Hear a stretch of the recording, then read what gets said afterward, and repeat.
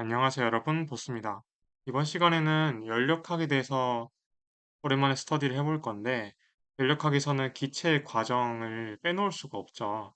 그 중에서도 이 등압 과정, 또 등적 과정, 등온 과정이 뭔지, 어떠한 개념으로 설명이 될 수 있는지를 한번 소개해 드리고자 또 예제풀이도 한번 해보려고 영상을 만들게 되었어요.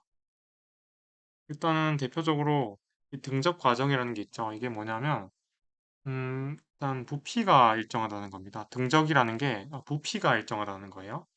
그래서 볼륨의 앞글자에 따라서 V라고 했었죠.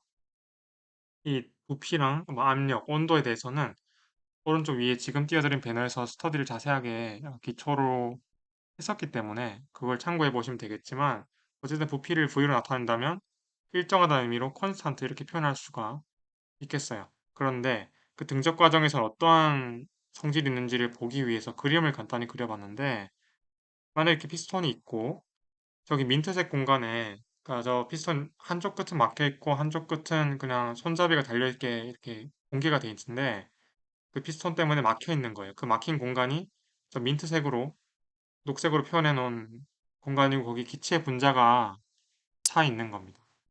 그런데 거기 열을 가해요.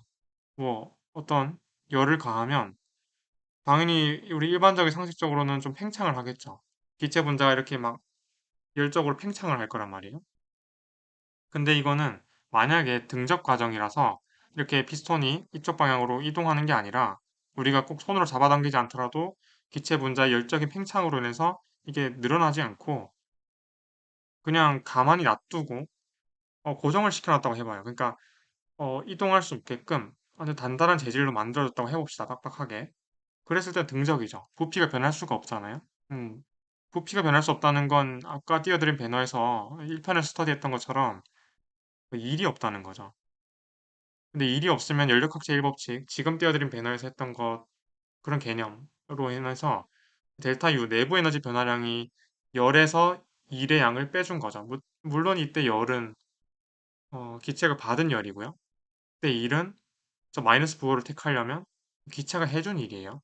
근데 지금 기체가 해주려면은 부피 변화가 있어야 되는데 부피 변화가 없다는 등적 과정이라면 이건 없어야 되겠죠. 그래서 내부 에너지 변화량이 이 열을 흡수한 양과 같다, 열과 같다라는 중요한 특징을 가지고 있는 게 등적 과정입니다. 여기서 또 W0인, 그러니까 1이 0이기 때문에 이렇게 표현될 수가 있는데요. 지금 이렇게 Q는 NCV 델타 T 이렇게 표현되는 거는 델타 U가 이렇게 표현되기 때문인데 왜냐면 델타 U가 NCV 델타 T라는 공식으로 표현이 될 수 있고요. 나중에 유도를 다음 영상이나 또는 다다음 영상에서 유도를 해보겠지만 편미분을 이용해서 제가 편미분을 최대한 늦게 하려고 뒤로 뺐어요. 과정을. 그래서 일단은 이런 공식이 있구나 하시면 되겠고요. 델타 U는 Q기 때문에 이렇게 만족한다라고 생각하시면 되겠어요. 어쨌든 등적 과정일 때 이런 공식들이 다 만족을 하더라 라는 거 소개해 드릴 수 있겠고 등압 과정이라는 건 압력이 일정하다는 거고 P는 컨스탄트로 나타낼 수가 있겠어요.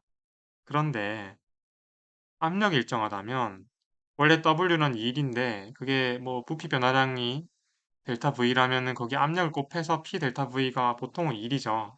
1편에서 간단하게 스터디 했다시피. 하지만 일반적으로는 적분을 나타내야 돼요. 왜냐면 압력이 부피의 함수일 수도 있기 때문에 그냥 단순히 델타 V를 P에 곱하면 안 되고요. 적분을 해줘야 됩니다. 그래서 인테그랄 P dV를 해줘야 되지만 등압 과정이라면 더더욱이 적분해줄 필요 없이 바로 곱할 수가 있는 거예요. 적분을 해줘봤자 어차피 정적분이라 해도 P는 상수니까 등압 과정이니까 밖으로 빠져나온다면 부피 변화량의 압력을 곱한 것밖에 안 되는 거예요. 그래서 이를 이렇게 간략하게 표현할 수 있는 특징이 있죠. 게다가 Q는 NCP 델타 T로 나타낼 수 있는데 이것도 사실은 좀 더 깊게 설명드리면은 뭐 아직 설명드리지 않은 부분이지만 엔탈피의 변화량이 등압 과정일 때는 열과 같아요. 그래서 이렇게 되는 건데 아직 엔탈피도 안 했고 뭐 편미분에 대한 유도도 안 했기 때문에 아직 이런 공식이 있다 정도만 살펴보시면 되겠고 제가 나중에 뭐 다음 영상이나 다다음 영상에 언급을 드릴게요. 일단 이번에 오늘 할 영상에서 예제풀이는 이런 게 아직은 쓰이지 않고요. 그리고 또 일단 설명드릴 부분이 이제 등온 과정인데 등온 말 그대로 온도가 일정한 거죠. 온도가 일정하면 특징이 뭐가 있느냐? 일단은 일이라는 걸 이렇게 나타낼 수 있었는데, 온도가 일정하다는 건 압력이 일정하다는 거 아니기 때문에 부피에 대해서 부피에 대한 함수일 수가 있단 말이죠. 그럼 적분을 이렇게 표현을 한다면 이걸 어떻게 풀 것이냐? 자, 우리 보통 연력학에서 기체를 다룬다고 했을 때 기체를 웬만해선 이상기체로 다뤄요. 1편에서 다뤘던 이상기체. 그거는 PV는 nRT라는 공식으로 이루어져 있고 표현이 될 수 있어요. 그러니까 압력과 부피의 곱은 몰수와 기체 상수 R 곱하기 온도와 같다. 그런데 이게 뭐 물론 이상기체가 모든 기체를 표현할 수는 없어요. 물론 근사하고 좀 기체 분자들끼리의 상호작용이 매우 작다고 판단됐을 때 그렇게 생각을 해보고 싶을 때 그때 이상기체로 가정을 한 다음에 이 식을 적용시킬 수가 있는 겁니다. 그럼 P분의 nRT니까 P는 V분의 nRT겠네요.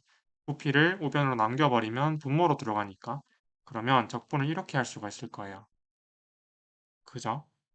네, 그럼 적분해주면 되죠. V분의 1을 dV에 대해서 이건 마치 X분의 1을 dX에 대해서 정적분해주는 거면 lnX처럼 lnV가 될 텐데 lnVF-lnV0 되겠죠? 대입하는 게 정적분이니까. 근데 그 정적분에서 로그 함수는 뺄셈이 진수의 분수로 되니까요. 분모 분자를 고려해주면 이렇게 표현될 겁니다. 이건 고교 과정이니까 아마 잘 이해되시겠죠? 자, nRT, ln, V0분의 VF가 될 거예요. 자, 여기서 이제 일의 공식도 이렇게 표현된다는 것도 참고를 잘 해두시면 좋고요. 또한 특징이 뭐냐면 제가 설명드렸다시피 지금 이상기체 상태 방정식을 대입했다는 것 자체가 이상기체로 가정을 한다는 거고요. 그럼 이상기체는 특징이 뭐라고 말씀드렸죠? 그죠? 인터랙션. 기체 분자 간의 상호작용이 거의 0이에요. 그렇게 가정한다면 그게 바로 아이디얼한 이상기체가 되는 겁니다.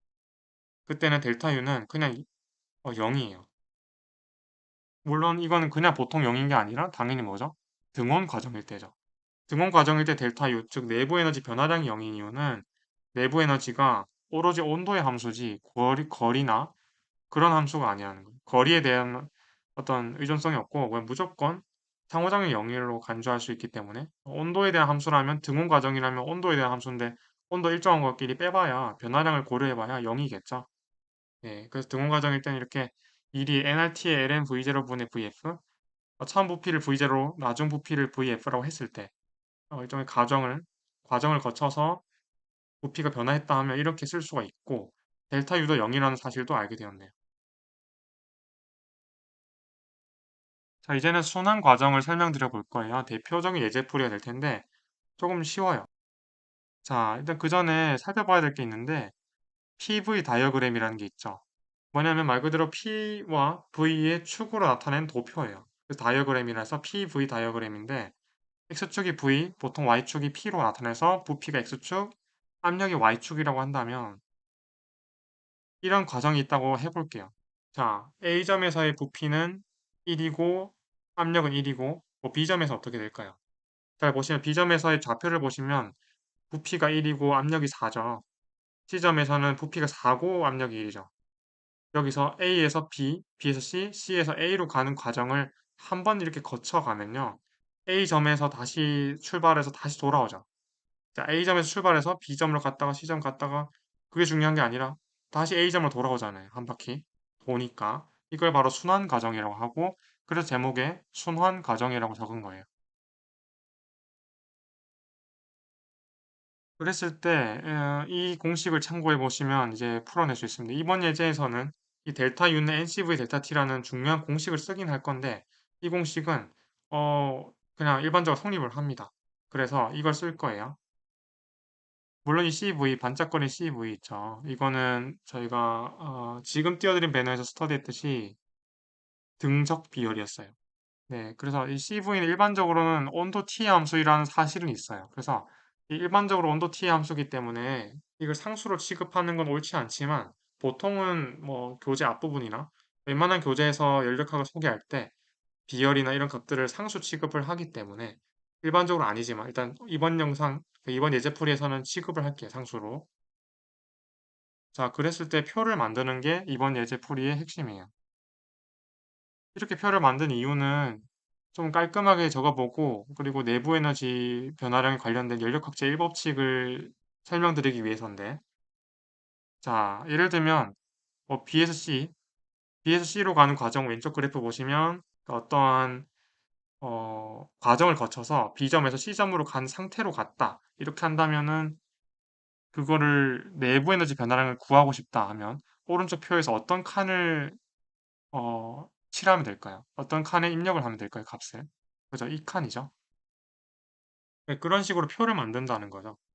그렇게 된다면 이 A에서 B로 가는 일의 양부터 계산을 할 수 있을 텐데 그건 0입니다. 계산할 필요도 없이 바로 0인 걸 알 수 있어요. 왜냐? A에서 B로 가는 거는 당연히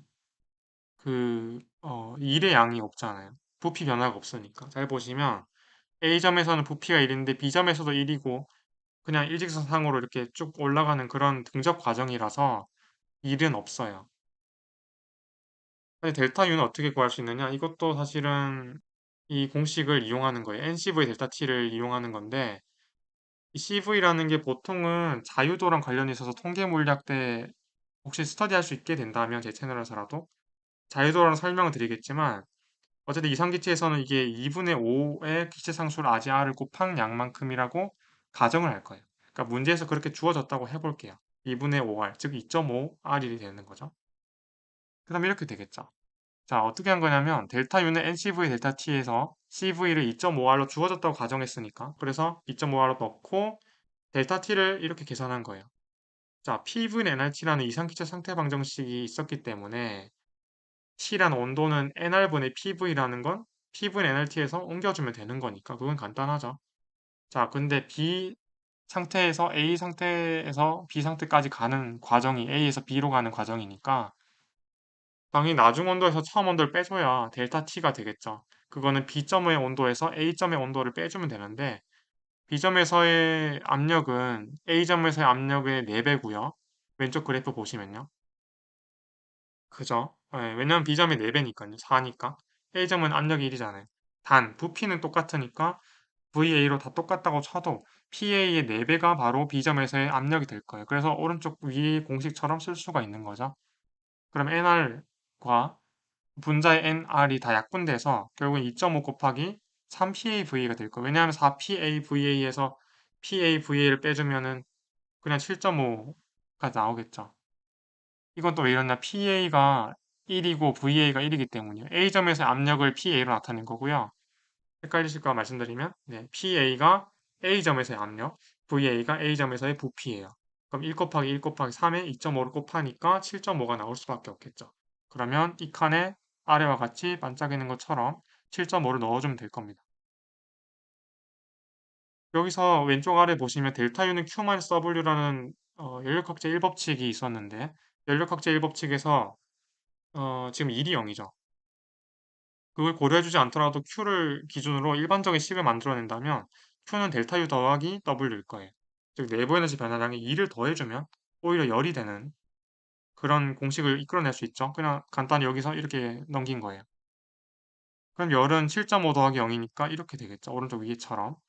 오른쪽 위보다는 어, 일행의 그러니까 첫 번째 줄의 세 번째 칸 A에서 B로 가는 과정에서 Q를 계산해 보면 7.5가 나오겠죠. 그냥 간단히 W에 델타 U를 더하면 되니까.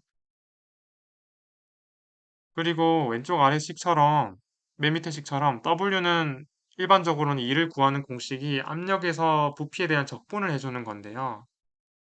이거는 B에서 C로 가는 과정에선 조금 헷갈릴 수 있죠. 왜냐하면 적분을 할 수밖에 없는 상태인데 적분할 식이 어디 있느냐 하실 수 있잖아요.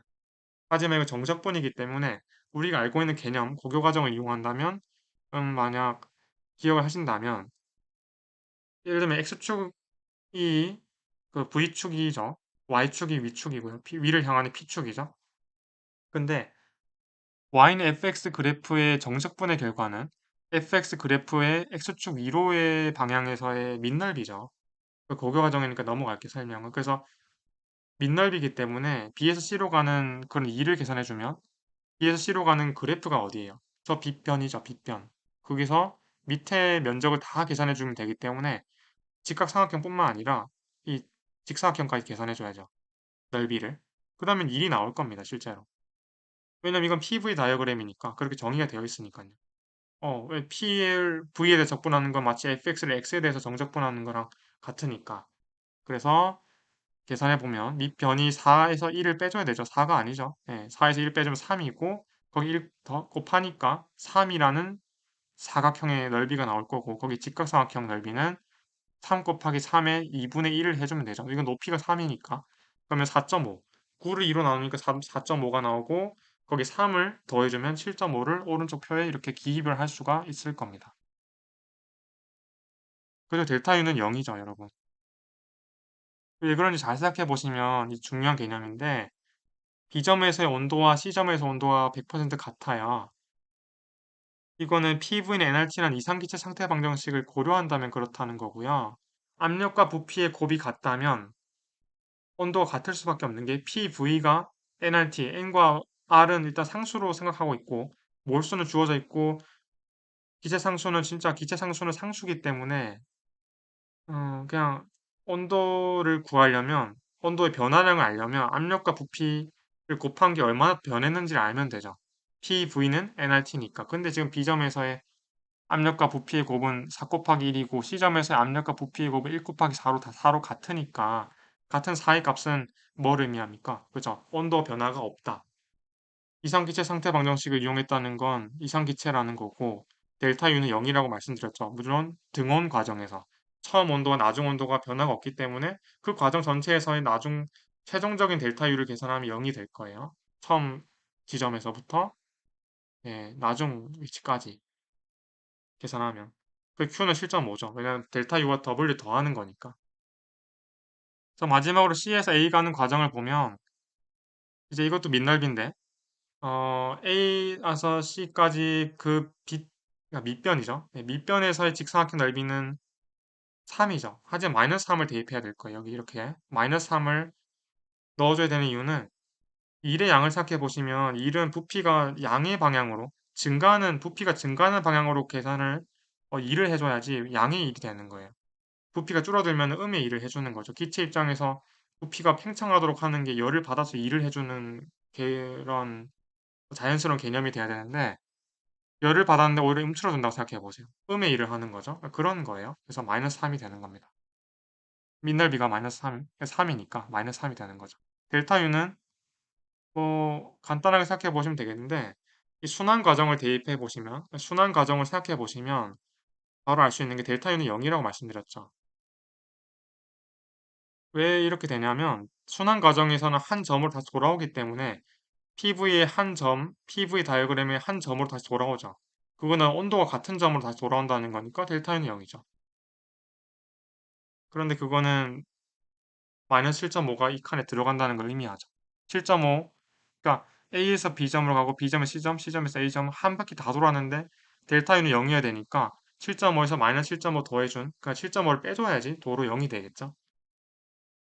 그리고 그거에 의하면 한 순환 과정 돌면은 이걸 다 더한 값이 돼야 된다는 걸 의미하니까 7.5에서 3을 빼주면 4.5가 되는 게 맞고요. 그래서 순환 과정 한 바퀴 다 도니까 2를 한 거는 4.5가 되더라.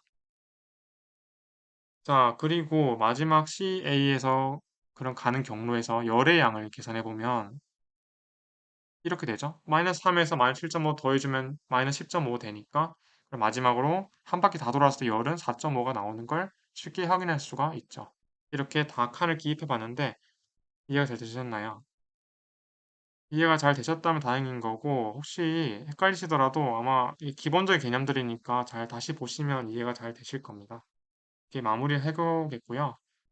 그래서 오늘 등원 과정, 등압 과정, 등접 과정에서 했지만 단열 과정은 아직 하지 않았어요. 그건 조금 약간 헷갈릴 수 있기 때문에 다른 영상으로 다음에 기회가 되면 또 찍어보도록 하는 걸로 할게요. 네, 이번 영상 시청해주셔서 감사하고 다음에 뵙겠습니다. 감사합니다.